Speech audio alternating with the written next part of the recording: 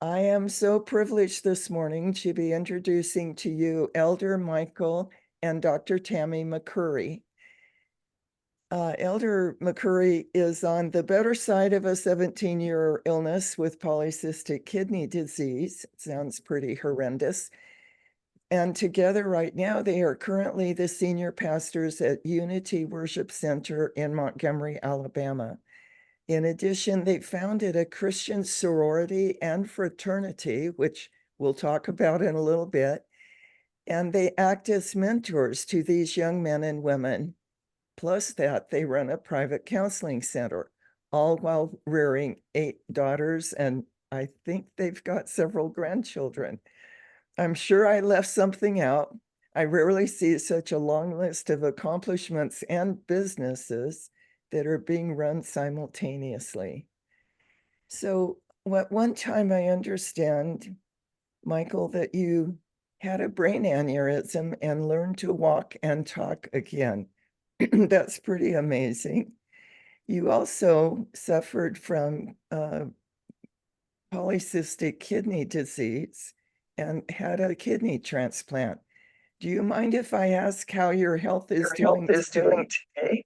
Not at all. It's doing really well. As a matter of fact, I've had several checkups and doing very well.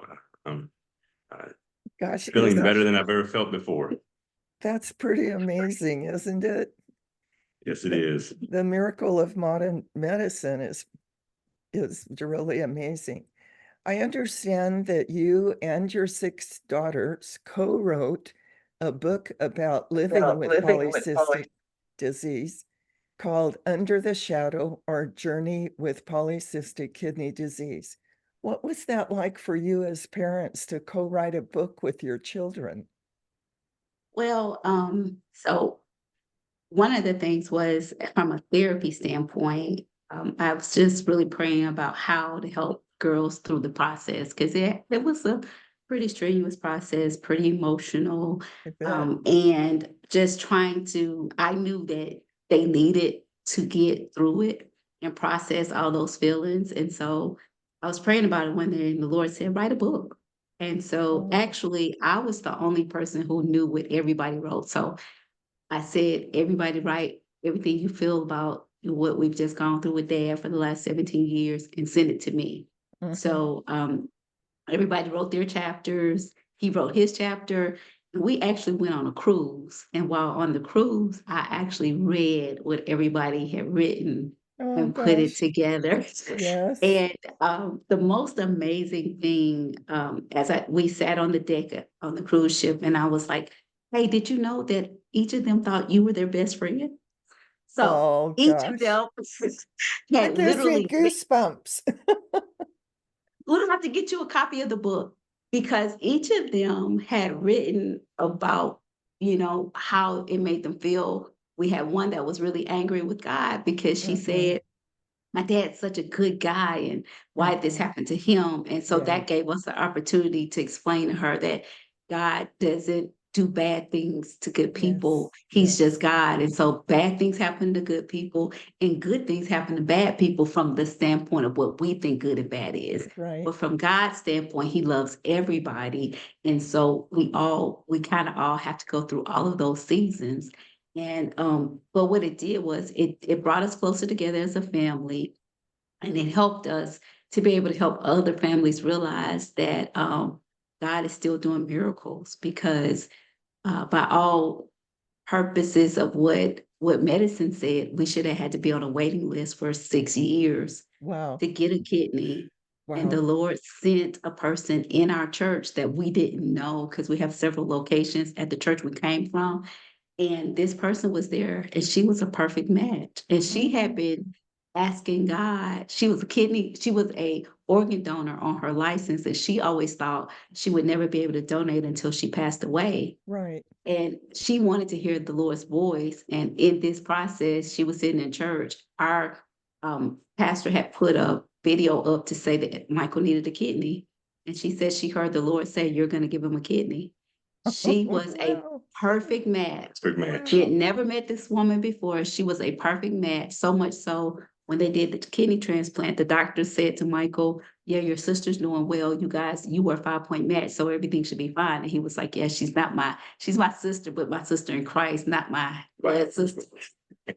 I hear that it's very rare to get a perfect match, right? Yes, Yes, yes. yes, it Makes is. it It's even more of a almost miracle. impossible. Yeah. Usually family members are usually a 4-point match. You know, direct siblings and parents are usually like 5-point match. So that's why we knew it was God ordained, because she was such, and to this day we're still close. You know, I call her my little sis, so I Yeah. always put her in my phone as my little sis. Yeah. So did that mean that you don't have to take the follow-up drugs that keep you I from? still do, but when I first started, we had the transplant. I was taking you know, Like 30 or 40 pills, and I'm down to like 6 pills a day. Oh So gosh. yeah, so and the majority of the pills, I only take really 2 anti-rejection medications, but most of it's very minimal. I'm in really good health. The doctors, you know, they even said kind of like I need to lose a little weight because I eat so well now. So, but yeah, Uh-huh. I've had in the past 6 years, 6 years, yeah, no medical setbacks whatsoever. My donor, she's doing wonderful. It's just been a blessing. Oh, I am so happy for you and for your family and Thank your you. church, you know, the people that you're ministering to. Uh, I I'm just very happy for you. We live in a broken world, don't we? With Yes, ma'am. disease and accidents and things that happen at one time or another, they happen to all of us, you know. Mhm. And it's unfortunate that too many times we blame God, don't we? Yes, we Yes. do. Michael, But you it gives mentioned, us the opportunity to share with people the other side of that. Yeah. yes, That, God is not a God of punishment. Even when we right. don't do the things he wants us to do, he's still not a God of punishment. He's a God of grace. And mercy. He walks through us through whatever path we're on, right? That's You right. know? Michael, you mentioned that you never lose control during a conflict, and I'm wondering, how do you do that? Well, growing up as an only child, I never really had a lot of people to have conflict with. So a majority of the time, I'm very quiet on most occasions. People say, "Well, he doesn't talk a lot." I listen a lot, and Oh, being raised as an only child, and I was raised kind of like by my grandmother because my mom passed when I was younger. So I've learned older people as I was growing up, I've learned to listen a lot. They was always uh-huh. like, Michael, you talk too much, be quiet. So a lot of times, with conflict with me, I always kind of reason out things before I say something. I'm not too quick to respond to things. Sometimes I'm really slow. And people wonder if I'm even paying attention, but I'm just think things out. I'm a big thinker before I react. What a wonderful quality to be married to, right? Therapist, yeah. Yes, right. Tell me, how did you come up with the idea of founding a sorority and a fraternity, and how in the world does it work? Okay, yes. So I founded Tyrone Christian Sorority in October of 2017. And October 19th, as a matter of fact, and that is one of our son-in-law's birthdays. Go figure. Some years later, Mhm, him and our daughter get married. But one of the things that for me, it was that I needed something that was just for me, kind of the girl thing. I was preaching, I was Michael's wife, I was the 6 girls' mom, I was the kids' grandma, but I had lost me. mhm, And that's what happens to a lot of women. It's like mhm. you love the Lord, and so you wanna do things the way you're taught to do them. Yes. And so the premise of Tyrone Mew Christian Sorority is really about the Proverbs 31 woman, Mhm, and how even in modern times we can have those traits of who she is. Those, mhm, maybe we don't get up earlier in the morning. Some of us are ones who stay up late at night, but we get it done. We make sure our, mhm, our families are taken care of. We are amazing moms and wives. We are business owners, and mhm. we are church members. We may be pastors and preachers, but whatever it is, we're able to do it in a spirit of excellence. So Tarot Mu is about a Christian sisterhood. We get together. We have Bible studies. We have prayer once a month. We have probates, which we cross other women into the organization, but we have fun whenever we get together. There's lots of laughter, there's tears sometimes, but you always, every woman has at least one woman that she can connect to. And for a lot of us, that's huge. That must be very huge for young women that maybe don't have a good connection with a mom or a grandma. And, Yes. and also need a place that is safe for them to talk about their struggles. So Yes. this is just locally in the Montgomery area? Actually, no. So, since our inception, we have touched over 140 something women have come through the process from Wow. all over. We have Saras in Chicago, we have Saras in Virginia, Georgia, Right now. Hawaii. Well, she's just moved back. Okay. We have one that was stationed in Hawaii. So just Wow. different areas of the nation. And so we're excited of what God is doing. And we do a lot of things, of course, over the internet, Mhm. but we come together once a year, at least for Founders Day. Many of the women come to wherever we are. We've gone to Mississippi for Founders Day. We've Mhm. gone to Chicago for Founders Day. And Okay. so this year we'll be back in Birmingham, Alabama. So just an opportunity to connect with other women, to share. I get to use a lot of the things I've learned in my therapy Mhm. education to help women who may not have access to that as well. So yeah. What a wonderful, gosh, a wonderful way to serve and to pass on your wisdom. And I understand, Michael, that you then founded a fraternity. Yes, I founded Beta Alpha Gamma Christian Fraternity. Actually, this was on May 26, 2018.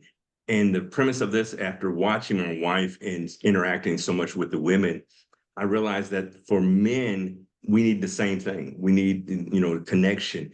And the difference between men, we're not very communal. I have a lot of introverted men. And Mhm. if you were to ever say ministry, come out to men's ministry, a lot of times men would think, okay, we're going to come, we're going to do cut grass, and we're not going to, and for a lot of them, they weren't really heavy churchgoers. And Yes. so, trying to interest, pulling them out of the cave, so to speak, was a challenge. So I incepted the Brotherhood, in which our focus was building a community of Christian men that want godly character. One of the biggest things with men is developing honest character, Yes. because a lot of us never had the correct role models growing Right. up as men. The difference between men and women is that a lot of times women were kind of instilled on that mother, that nurturing, and in being wives. But men were never taught how to be husbands, never really taught how to be men. It's kind of like, okay, you're 18, you're on your own, figure it out. And so with the premise of the fraternity was to draw men together, to learn from one another, to have that moment where, we can come together and just share those insecurities, those Yes. feelings of sometimes we feel so inadequate, but we don't want anybody to know that we feel that Yeah, way right. or ill prepared. And Yeah. so with the fraternity, we do a lot of the same thing. We do Christian development. One of the things we do is really teach them how to be leaders, not only Mhm. leaders in their community, but leaders in their home. How Oh, to be a good gosh. dad, how to be a good husband, how to be a good brother. And in that, we teach them accountability, which is Mhm. very, in this day and age, a lot of young men are not accountable. There's no They one to kind be of accountable to. too, absolutely. And then with that, we also address community. A Mhm. lot of times people will complain about things that's going on. All the youth are doing this, but no one goes in the community and does anything about it. And Yeah. so that's one of the things we're real big about community service. Don't just talk about it, be about it. So we even have a young men's youth group that we mentor. Because that's one of the things Mhm. that I ask the men, instill what you have. It does nothing for the years of knowledge and wisdom that you gather and you don't impart it into the next generation. A Mhm. Mhm. lot of men, especially seasoned men that have years of experience in different areas, they just kind of shelter it in and they just take it in. But there are young men that really need it. And so that's what we dress a lot. It's like, listen, take those skills. You may not think that you know how to do a lot of things.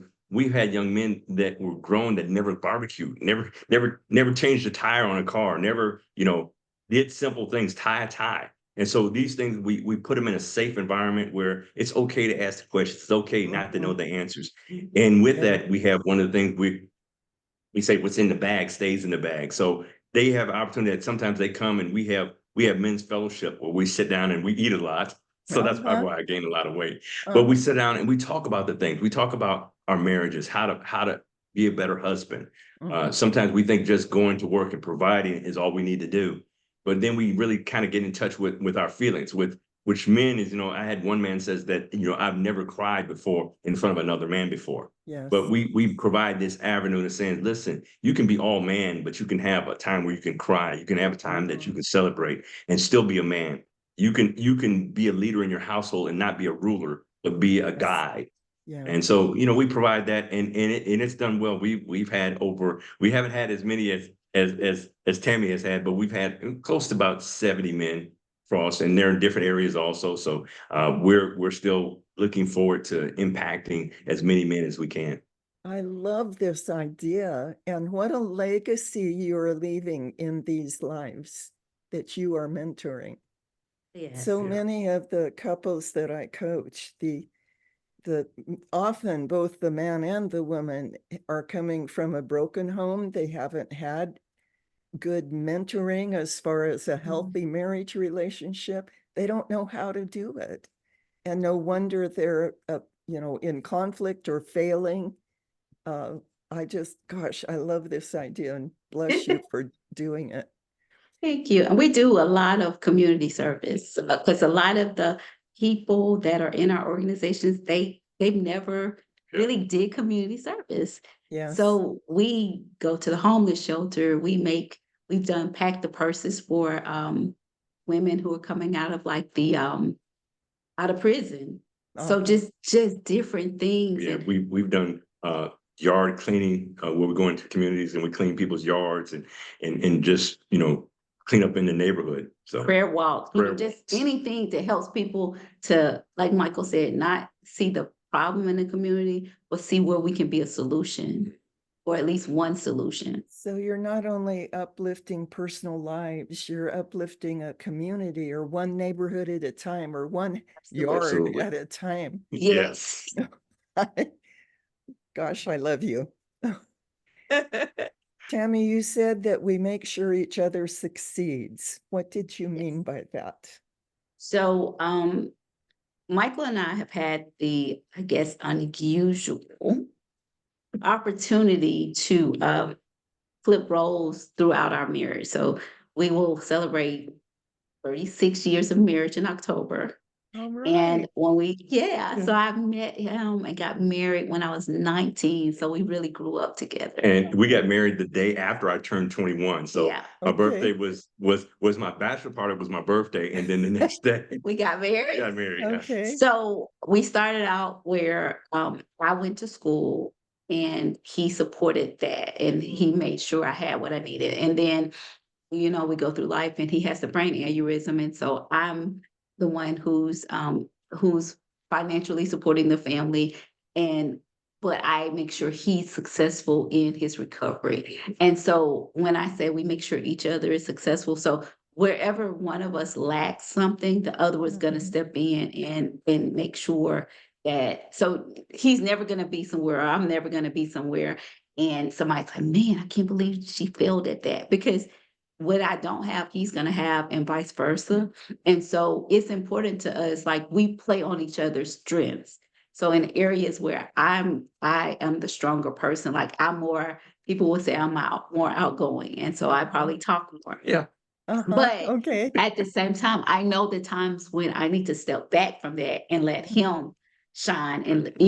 And so, and it's not, we're never in competition with each other. That's the biggest thing. So everything we do is kind of, okay, so even when we preach on Sundays, it's not, okay, well, I preach 3 Sundays, so you preach 3 Sundays, so this is my Sunday. We don't even do that. We're like, Mhm. do you have a word from the Lord? Yeah, Mhm. okay, so if you had a word all month, so be it. Because Okay. it doesn't take away from, and that's how we parented the children. Like our children, our youngest is now 25, our oldest is 35, and they're 2 years apart. But all through rearing them, it was never, I can go to mom and get this and behind dad's back, or I can go to, no, when you come to one of us, we're going to ask the question, Did you did you talk talk to to the the other other one? one? Oh, And if well, you didn't, we're all going to talk Uh-huh. because you're not going to come between us over something that you probably shouldn't do anyway. So we have just, that has kind of been how we have lived our life in a way that we make sure each other succeed. So Michael made sure I went to school. I got my bachelor's, I got my master's, I got my doctorate degree.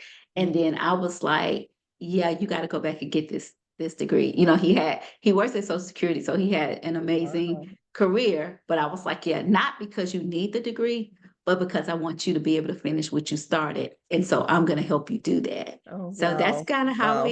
that's just how, so when I said, hey, you want to go back to school? He was like, yeah, no, not right now. I don't want to go back to school. That's your thing. But he had to finish what he started because that was important for our children to see. We never told any of them they had to go to college. All 6 of them have graduated. All of them have at least 1 degree. I think Most of them have. 3 or 4 of them have 2 degrees, Wow. and some of them have 3 degrees. So, That's an you know, it's amazing record. yeah. So it's been, you know, we got a nurse, we got a social worker, Yeah, we a got physical therapist. a human resources director. We got a communicate. You met one of them, the Yes, communication Michaela. And an artist. What and a an artist. beautiful young woman. I'm glad to get to meet Michaela. Yes. So we hear the word pivot a lot since the pandemic. A lot of Mhm. people, professions and businesses have had to pivot the way they do business. But what I'm hearing you say is that the two of you are really good at pivoting. When one person needs something, the other takes over, and vice Mhm. versa.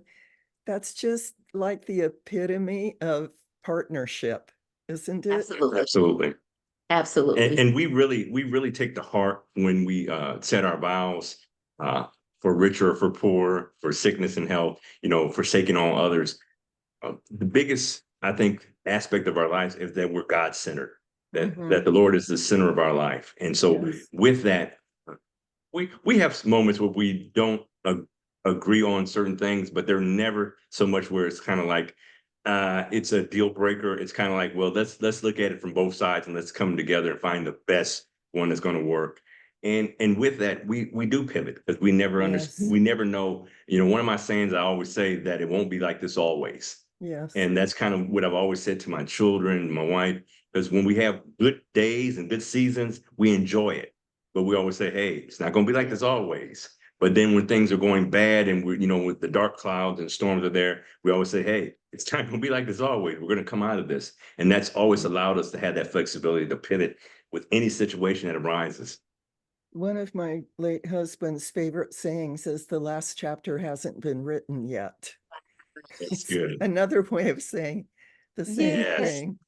Yes, absolutely. You also, you mentioned or you emphasized that you love a lot. I wonder if you'd take us through a sample day and tell us how that looks in real life as far as loving each other a lot, loving your children, loving, what does it mean to love a lot? So for me, I wake up in the morning, and the first thing I generally wake up first, and I will look at my phone to look at the devotion for today. But when Michael's eyes open, the first thing I say to him is, "Good morning, I love you." Mm, And oh, then when so right now we only have 1 child who's still at home and 1 grandchild and her son. And so when they come in to the room, as they always do in the morning, he's 16 months old, so they come trolloping down the hall and we say, "Good morning, I love you." mhm, Because it is important. And as we go through the day, I have a couple of daughters who are absolutely going to call every morning. When mhm, they call, before we get off the phone, we say, "I love you." yes. And um, and it's a reciprocal thing because we have a couple who are like, "Okay, mom," and now they've caught on and they're like, "I love you too, mom," because no matter what happens in life, what I want them to know is that whenever is our last words to you, I want them to have been, "I love you." No matter what else And is going on, no no matter what matter, else is going yeah, on, I get frustrated. You don't do things the way I would think I wanted you to do them. Whatever the case is, I love you past all of that. Yes. And it doesn't matter because what matters in life is that God saw fit to give me the opportunity to be your mom or your wife or your daughter or whatever.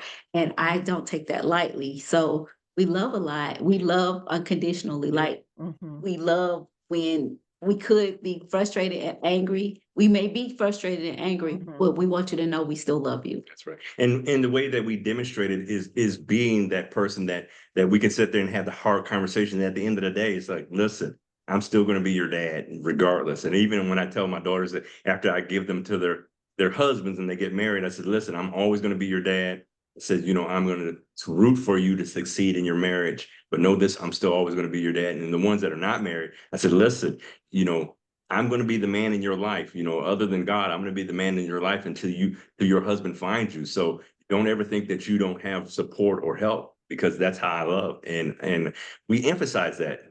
One of the things when I had the aneurysm, I had the aneurysm the day after Christmas, 1999. And so my daughters had got me a plaque, and on the plaque it says, "Our love is your love, and it'll take an eternity to break us." And so when I was recovering, and that's from a Whitney Houston song, so that's not Okay. but the plaque was one of the things that they brought when I was recovering in ICU, and that was kind of like saying, listen, no matter what, our love is eternal. And that's kind of been an emphasis for our whole family is that, no matter what happens, we're going to love each other regardless, no matter through the storms, through the good times, everything is the love is centered.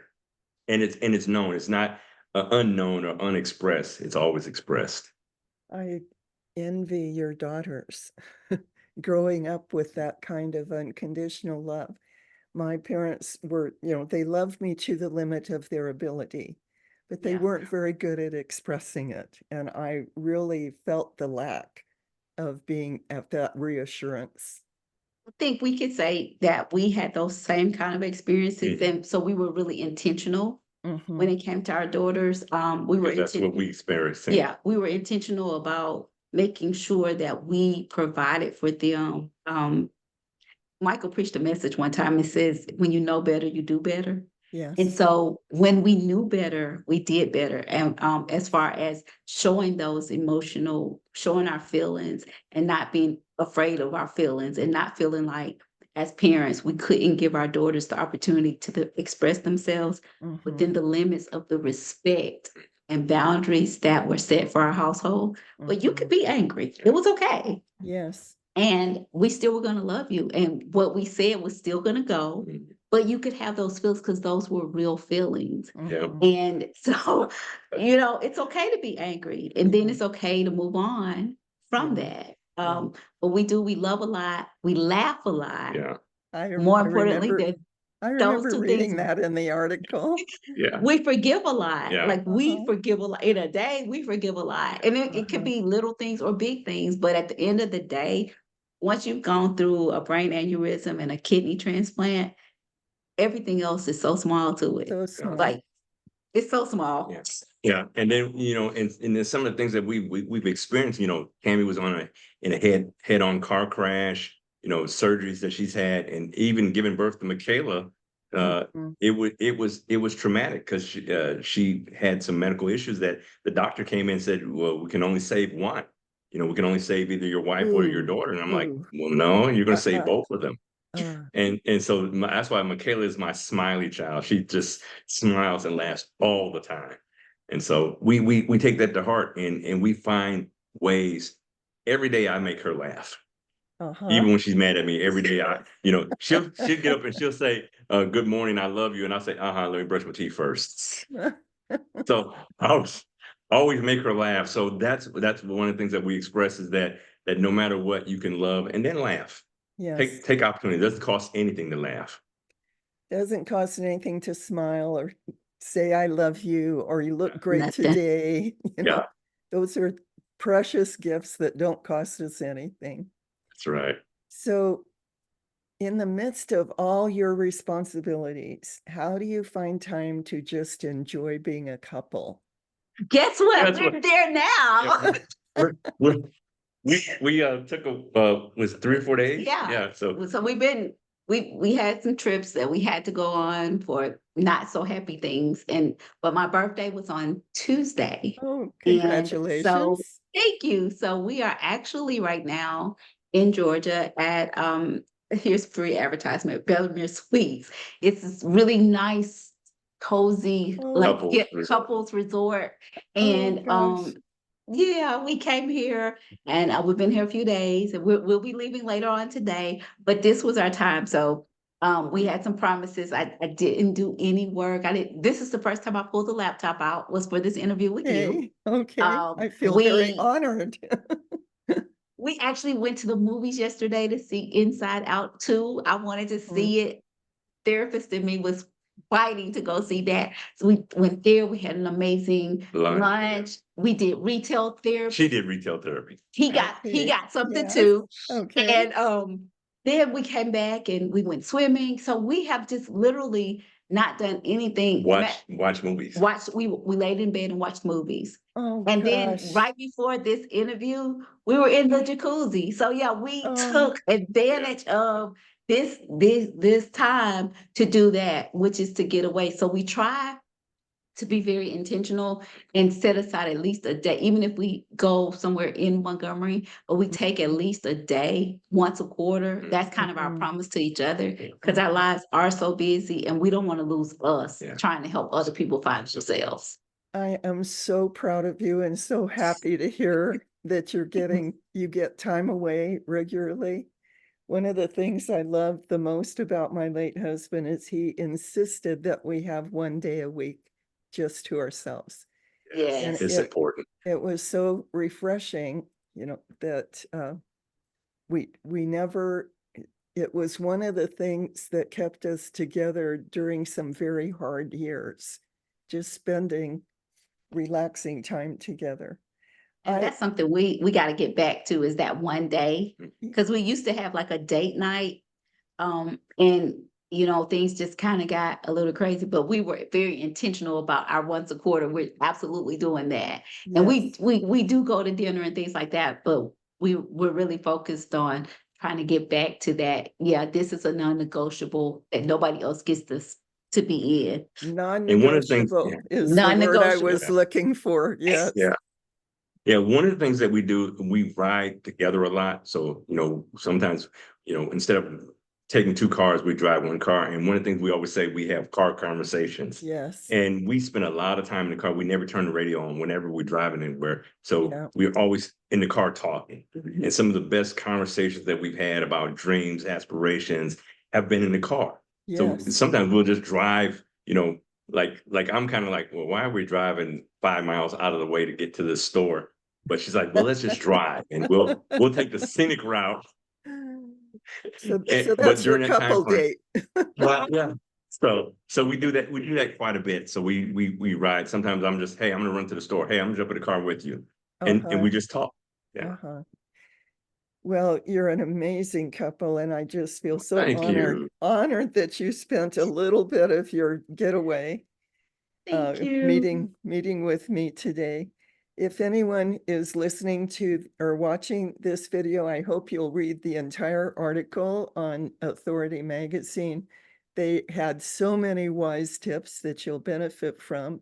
And if you'd like to reach them, you can reach either Michael or Tammy at confidentialconsultants.org, confidentialconsultants.org, or look up Unity UCC on Facebook. Thank you both for Thank Thank you. spending this bit of time with me this morning. I feel very honored, and I'm so glad I got to meet you. I have so much We are admiration too. for you and for your work. I Thank wish you the you. best of health as well as Thank many you. more blessings in your work. Thank you so much. You're And we very, loved meeting you. Yes, It was amazing. thank you. So glad to hear that. And in a few days, this video will be attached to your written article on Okay. Authority Magazine. I'll let you know when that happens. Thank Sounds you. great. And we want to send you a copy of the book. So will Oh, you email us. Can you send me an email with your mailing I'd love address and we to. will get that in the I- mail to you? I will do And it'll be that. a signed copy from us and all the girls. Thank you. I'm honored. Thank you. I'll really enjoy that and I appreciate it very much. Yes, ma'am. Thank you. Thank you. Safe trip home. Thank you. Bye-bye. Bye-bye. Bye.